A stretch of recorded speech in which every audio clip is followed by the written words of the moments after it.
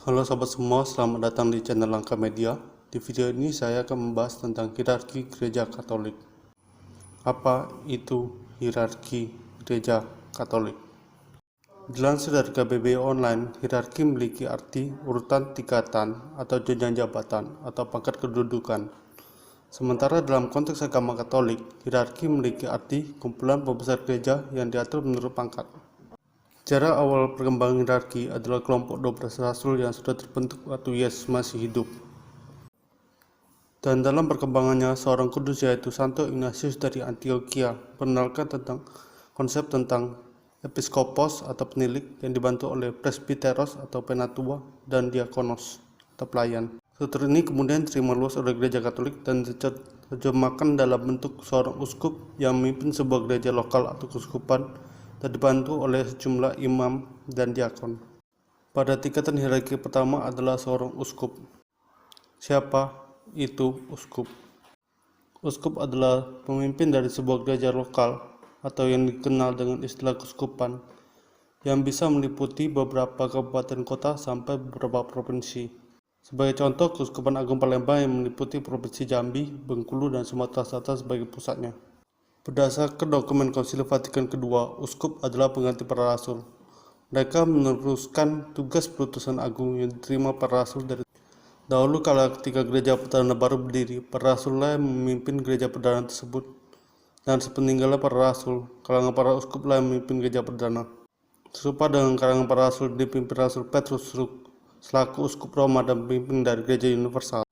Kalangan para uskup dipimpin oleh seorang paus yang juga adalah uskup Roma yang menggantikan Rasul Petrus sebagai pemimpin dari kalangan para uskup dan gereja universal.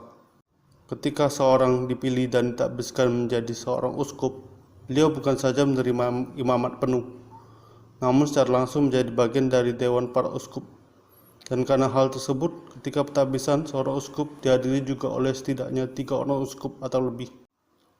Pada tingkatan hierarki kedua adalah seorang imam. Siapa itu imam? Imam adalah pembantu uskup dalam tugasnya mengembalakan umat, terutama dengan bertugas di gereja-gereja dan mengembalakan umat di gereja tersebut. Seiring berjalannya waktu, gereja perdana semakin berkembang dengan kemunculan sejumlah gereja kecil di wilayah sekitarnya, dan hal tersebut memunculkan kebutuhan akan pribadi-pribadi untuk membantu para uskup dalam mengembalakan umat di berbagai wilayah di dalam keuskupan, dan pribadi-pribadi tersebut sekarang dikenal dengan nama imam. Berbeda dengan para uskup, para imam tidak menerima puncak imamat, namun tetaplah mereka adalah cerita Kristus yang ditugaskan untuk mewartakan Injil, serta menggembalakan umat beriman, dan memimpin ibadah Ekaristi.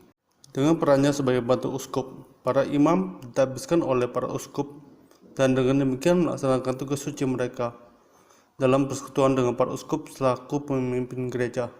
Sebagai contoh, imam-imam Keuskupan Agung Palembang yang membantu Uskup Agung Palembang dalam mengembalakan umat di berbagai gereja di 3 provinsi. Itu juga terjadi di keuskupan lain di Indonesia.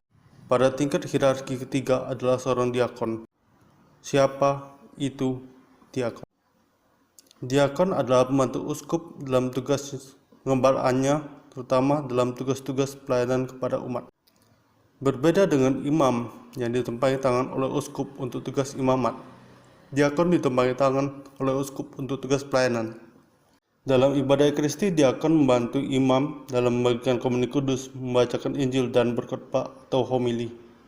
Sementara dalam kesehariannya, diakon membantu imam dalam pelayanan umat seperti ibadah sabda, kata jenazah, dan lain sebagainya.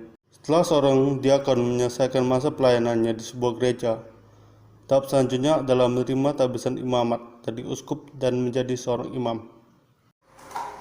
Demikian pembahasan kali ini. Terima kasih telah menonton. Sampai jumpa di video berikutnya.